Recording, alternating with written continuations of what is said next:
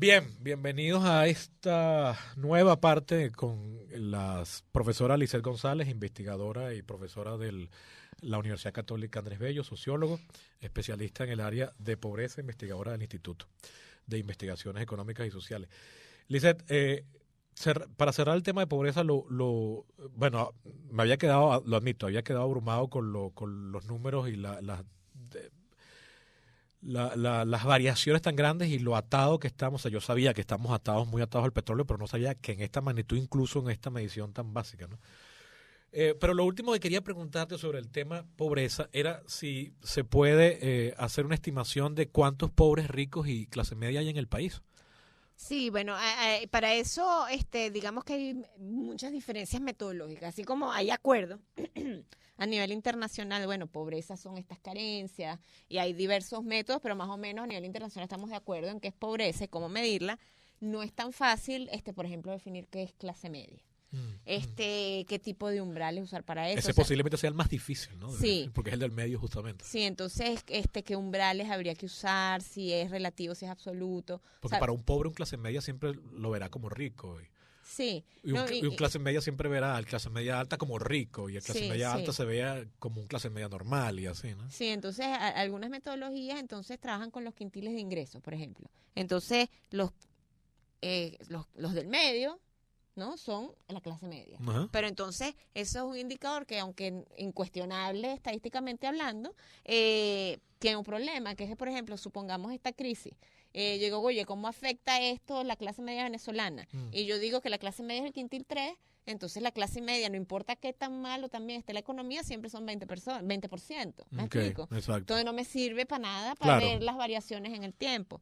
Y entonces, si entro con umbrales absolutos de que más de tanto por ciento del ingreso o más de tantos dólares al año o lo que sea, entonces empieza el debate de si ese umbral es clase media, si eso no es clase media, o si estar solo por encima de la línea de pobreza es clase media. Entonces, la verdad es que hay mucho debate a nivel internacional sobre cómo medirlo. ¿Cuál es la línea de pobreza tradicionalmente usada en Venezuela?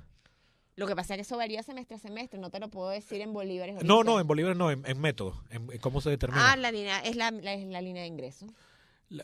¿Pero qué? O sea, ¿dos veces un ingreso? O sea, ¿dos veces la canasta básica? Dos veces la canasta de consumo de alimentos. Es la línea de pobreza. Que la canasta de alimentos es una parte integrante de la canasta básica. Entiendo que son dos canastas, ¿no? Ajá, la que utiliza el INE es la canasta de consumo de alimentos, que es la que te comenté en la primera parte, donde hay unos requerimientos calóricos mínimos por una familia, adaptados a la dieta y a la disponibilidad de productos de cada país, y eso se estima en moneda, pues en dinero.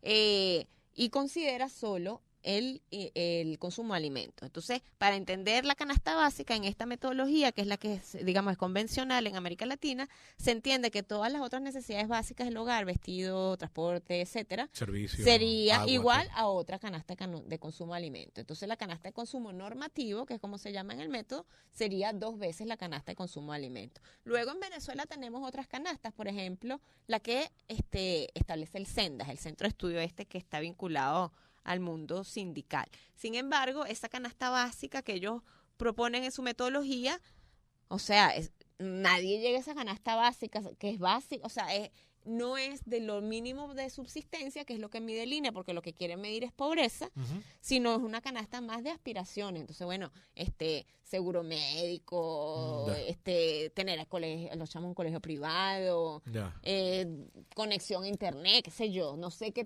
tantas cosas meten en esa canasta que estén yo no sé cuántos millones mensuales. Claro, pero eso debe estar en 20 palos, una cosa así, al día de hoy, finales de noviembre de 2017.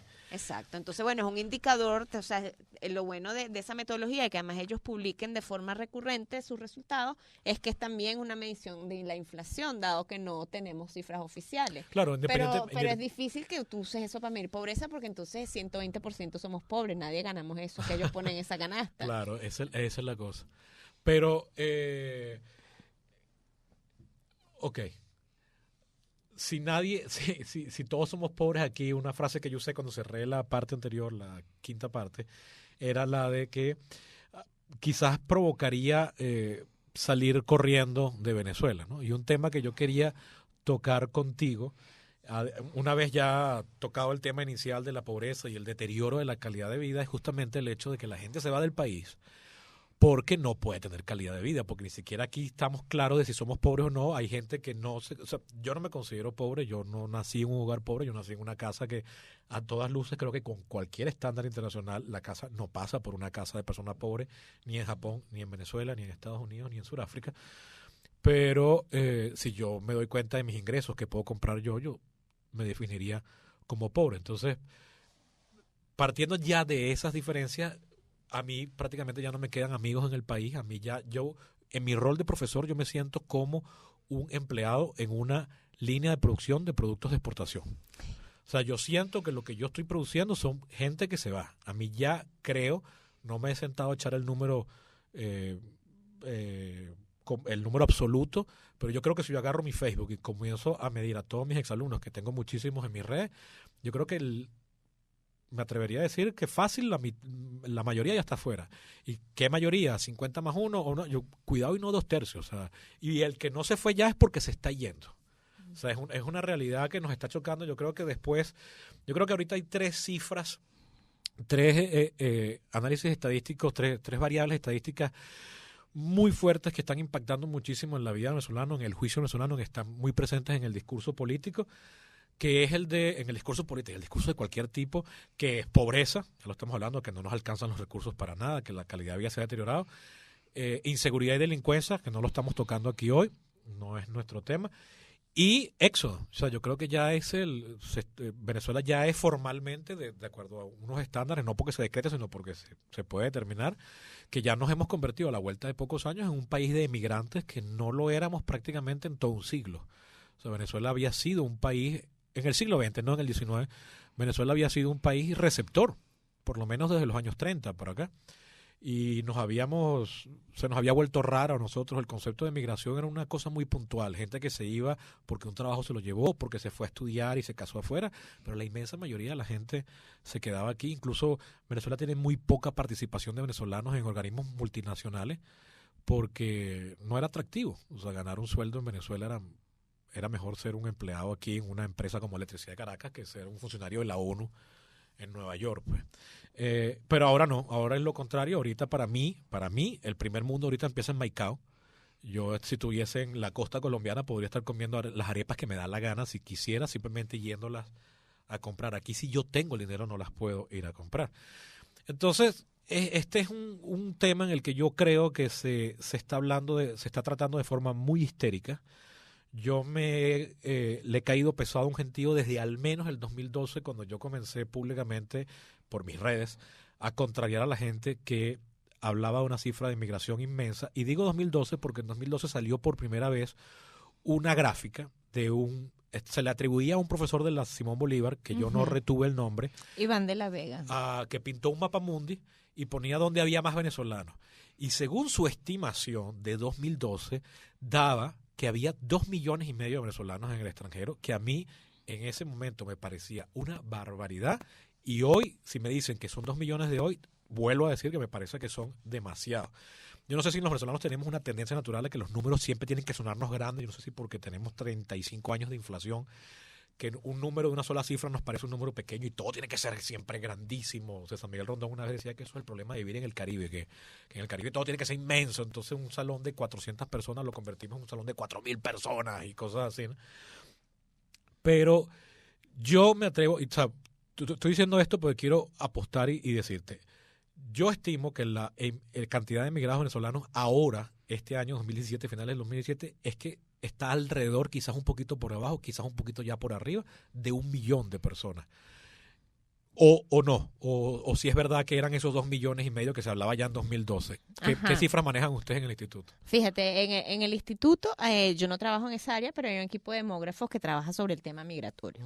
Y ellos tampoco han estado nunca de acuerdo con esa estimación de los 2 millones, 2,5 millones de migrantes. Nunca he estado de acuerdo. Además, con ese trabajo que yo hice el esfuerzo de buscar buscar las fuentes, ¿no? Ver el paper, ¿no? Donde está la metodología del señor, a ver cómo llegó ese número, etcétera, porque uno no puede juzgar el número sin saber cómo se calculó. Entonces yo no he dado con eso todavía, no sé dónde está publicado. Yo tampoco. Y disculpa que te interrumpa, la metodología que yo apliqué fue buscar los datos de los censos de los respectivos países. Sí, esa es la única fuente que tenemos. Él hablaba de ahí, él ponía, la mayor cantidad de venezolanos la ponía en los Estados Unidos, con eso yo coincido, yo creo que donde más venezolanos hay en Estados Unidos. Luego de segundo aparecía, creo que era España, de tercero creo que para ese entonces aparecía Alemania o Gran Bretaña.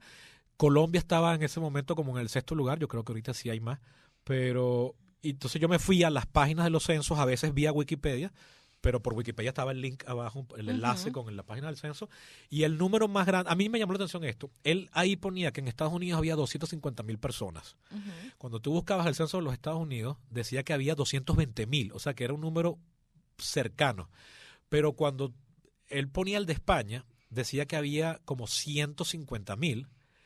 Y cuando tú ibas a la página del censo de España te daba 40 o 60, entre 40 y 60,000 por ahí, pero en el orden de las decenas de miles. Lo que pasa es que para la migración también hay un tema metodológico. Porque Sí, claro, en ¿quién todo, consideras tú venezolano en el censo de España? O sea, depende, porque si lo preguntas por nacionalidad, y este muchacho que en realidad es un emigrante, porque nació aquí y se fue a vivir allá, tiene pasaporte español, depende de cuál pregunta del censo tú uses, lo captas o no lo captas. Entonces, si tú preguntas nacionalidad, no vas a ver que es un migrante porque es español. Pero si tú preguntas lugar de nacimiento, ahí sí vas a ver que es un nacido fuera de España. Entonces, depende. Pero eso puede ser accidental, ¿no? O sea, nacer fuera del país y después... como mi hijo mayor nació en España. Exacto. Según esa definición, mi hijo es un migrante Exacto. que llegó a Venezuela a los 6 meses de edad. Exacto. Pero no es un migrante. No es un migrante. Un venezolano de pura cepa, como la Sí, arepa. sí. Y además que luego, bueno... Pero claro. por eso, o sea, también definir quién es un migrante, o sea, es un problema para los... o sea, España, ponte tú que haya ahora, no sé. No, además, cuando la legislación del país determina la nacionalidad por jus sanguinis o por jus solis, o sea, en España no tienen jus soli, entonces tu hijo para ellos nunca se plantearían la duda de si él es español o no. Si él es español o no, porque eso ellos no lo consideran, pero nosotros los americanos usamos el jus soli. Entonces, para nosotros tu hijo es un migrante porque nació afuera. Exacto. De entrada, ¿no? Exacto, mira, fíjate, aquí un dato que tenemos duro, que lo tengo aquí frente a mí. Estos son cuántas personas votaron en el referéndum del 15 de julio. Ok, vamos a pararlo ahí y vamos a dejar este último punto para la siguiente parte, para que vuelvan y oigan los números de venezolanos en el extranjero.